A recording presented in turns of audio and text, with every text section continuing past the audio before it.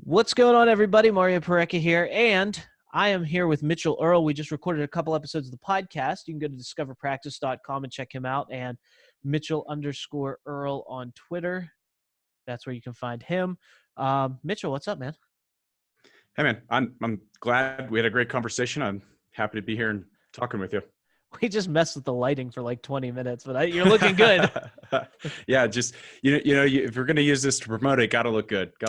I mean, when you do a podcast, you don't have to worry about that stuff. That's like the beauty of the podcast. It's just like, as long as it sounds good, we're good. But then when we hop on video, it's like, man, I wasn't set up for this. Yeah, it's like the newscaster thing. I could be wearing just like, sweatpants or my boxers underneath here. You'd never know. But you're wearing a Speedo, a nice button up in a Speedo. Yeah. So. Well, cool, man. So what's going on? Tell us a little bit. We did the podcast. We talked a lot about value and providing value. And that's something that, is, I think, super important and something that needs to be talked about is like, it's especially, with everyone at home today and everyone creating more content than ever, it seems like some people tend to just put stuff out to put stuff out. And I've never been in that frame of mind. It's like, even when I have something that I create, I always think about when someone consumes this, is it going to be valuable to them? Yeah. And so there's a lot of times where I'll create something and I just won't even put it out because of that. Do you do the same thing? Yeah. Oh man, I have more notes and unpublished drafts of things than I care to admit, just because sometimes it is like, there's something to be said about being your own worst critic, but also like recognizing, hey, this is not up to par for what I want to give to my audience, whether, you're building a business audience, you're building kind of your own personal brand. I always try to think about it that way. It's like, would I read this if it was somebody else's stuff? Would I read this and would I think that it's valuable and interesting? Does it meet the standard, So. And I love to share like conversations like this that we're having. And I love to share things that have helped me or things that I've experienced. But one thing that I'm super cognizant of, and I'd love to hear your take on this, is when I create a piece of content, I want to be very careful that I'm not pontificating, because It's like, who am I to tell other people what they should or shouldn't be doing? But I can say, this has worked for me, or this is something that I have found value in. So take it or leave it. Maybe it's something that'll help you. Maybe it's not your jam. That's fine too. And these are just, I love to have conversations with people, learn about them, learn what they do. And that's why I do my podcast and we do this. And I think that those conversations and relationships just open up so much more. But I'm super cognizant because I see so many people who are like, this is what you need to do. This is how you have to do it. And I'm always like, okay, Yeah, there are so many people and brands out there, and just like there's so much content out there that sometimes you come across it and it's just like, man, this people are just like signaling, they're like posturing, and they're like trying to be, lofty and, smart or whatever. And I run into this a lot, and with myself, and I know that I feel like I've gotten better at this over time, but also, when we're working with people who are earlier in their careers and they're just getting started and they want to build their professional reputation around a role type or an industry or some kind of idea. And there's this tendency, I think, when you're first getting started creating a lot of content or putting stuff out in the world, to position yourself as an expert and fake it till you make it, even if you're not. And I think that is a dangerous mentality, like probably a carryover from traditional education, where you have to be an authority on everything. And it's way much more human and way much more engaging and fun when you're just like, hey, I'm still learning. I'm not an expert. Here's what I know. And I would love for you to challenge me on what you disagree with, because I want to get better. The only way for me to get better is for you to point out the stuff that's wrong. But that's really hard. That's really hard to have the humility to approach anything you're creating that way. And I think that once you kind of recognize that, you've got to, it takes discipline to like look at yourself, give yourself a good hard look in the mirror, and like, it takes discipline to like weed that out anytime you're doing that way. And I hate when I catch myself doing it, but I'm still prone and human, just like all of us, that sometimes is like, hey, I do know everything that I'm talking about. And that's like, nobody does. We're all learning. It's so interesting the way the fake it till you make it type deal that I hear, because it's just an interesting thing to me, because I've talked to a lot of people who I would consider super successful. And the people that I have that I'm blessed to talk to, that I've been able to connect with through my podcast and through referrals and such, it's almost like they make it and then fake it. Because it's like, what I mean by that is, I see them as successful, and I'm like, you've accomplished this, this, and this. Tell me about, but they're so humble. Usually, they're like, oh, it's not that big of a deal, and they kind of like play it off. So it's like, yeah, it is a really big deal that you've been able to do all of this, but they fake it to be like to put it off because it's not about them. It's about Yeah. people they're helping, the problem they're solving.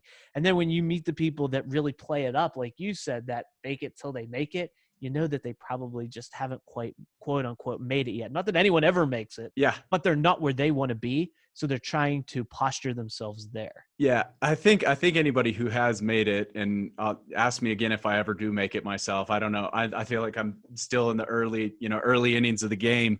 But like, I think anybody who has made it, that humility is part of the function of like all the scars you accumulate over time. Like if you've made it, like that was, you didn't just wake up and you were successful someday. Like you probably, like, failure is part of that formula. You probably had some, maybe you'd had some big wins, but you probably had some really big losses, and those bring you back down to earth. Those are important, as important, if not more important, to the process and like pursuit of success than just like, you know, waking up one day and you're a billionaire or successful entrepreneur, or whatever it is you're after. Like that doesn't happen. And if it does at all, it doesn't happen very often, I don't think. I think the people that I've met anyway that are the most, that I consider to be the most successful, are the people that it's not about them. Yeah. It's about how can I help and sincerely help other people, not with not with I'll help you, but I'm only doing it so that I get this in return. And I know we talked about that on the podcast a little bit, where it's like, I'll provide value as long as I'm getting value back.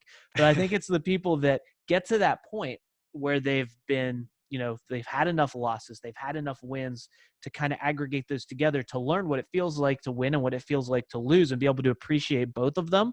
And they get to the point where, it's not about them anymore. It's about the problem they're solving, the people they're helping. And that's where real value is made. Yeah, yeah, and even for the people that, it's a selfish pursuit of something, even if it's an idea or a business or whatever. It's about solving this problem. It's not about like how can I extract the most value out of other people and manipulate them to give me money. It's like, I got to solve this problem for me, and like when I solve this problem, if it's an actual valuable problem to solve, it's going to help so many other people. And that, I think, I see people on both ends of the spectrum that it's like their own deep burning mission, personal life mission. And some people who it's truly like, I just want to help. I want to be really valuable to the other people. And like, money is a really, I think Derek Sivers has this great quote. He said, money is neutral proof that you're providing value to other people. And I think that's a great way. Like, it's an easy, tangible way to keep score. If people want to give you their hard earned cash for what you're doing, like,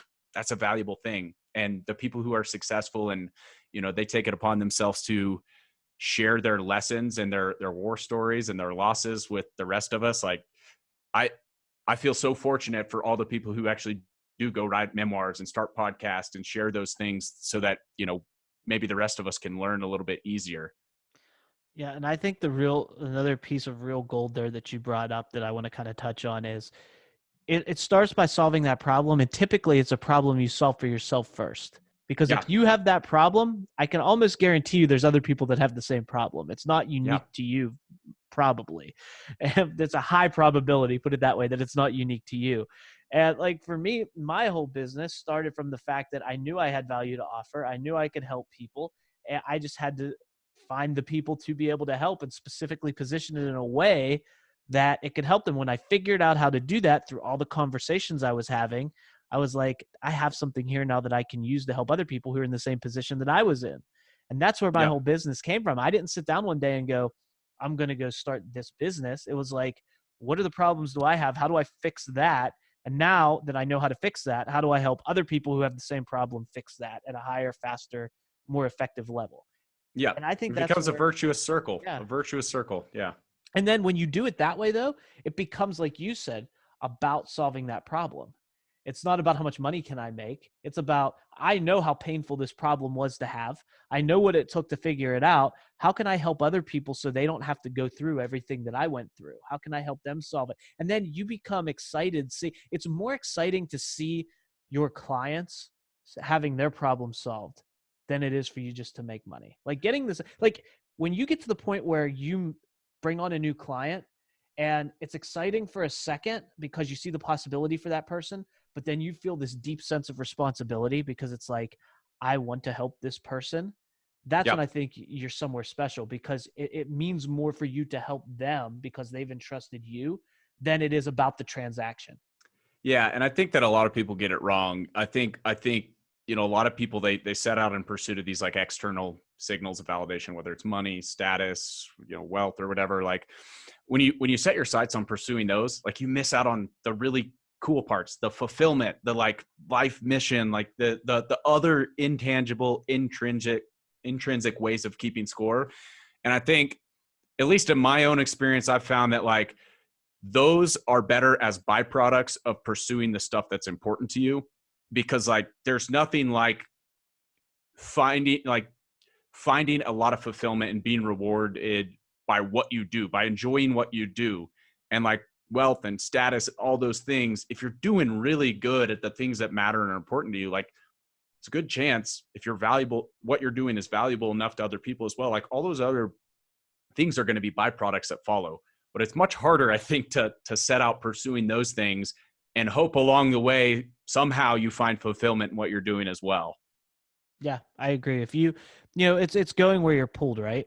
Going Yeah. where you feel pulled to go, and then exploring that and seeing what happens, when you explore that, what you learn, what you can use there to help other people, to give back, and see where that fills you up. And I think that's a great way to set a foundation and to start things, because if you can create fulfillment through providing services or valuable solving valuable problems for other people, then everyone wins, because not only did you help them solve their problem, but that's what fills you up, actually helping them get that result. Yeah. I like to call it the double thank you. Like whenever, It's when good. you have a transaction where both people walk away, they're happier as a result. And it's easy to look back across that transaction and say, hey, thank you. Thank you for your thank you for your service or whatever. Thank you for being a customer. Like that's a rewarding and fun spot to be. Mitchell, thank you so much. I've had so much fun recording the podcast and having this casual conversation. This has been great. I want to remind people to follow you on Twitter at Mitchell_Earl, and to also, discoverpraxis.com is where they can find out more about your business and what you're doing with entrepreneurs in that space, which is totally cool as well. Man, thanks for all this. It's been so much fun, and I'm looking forward to speaking with you again soon. Yeah, likewise. Thanks for your time, man.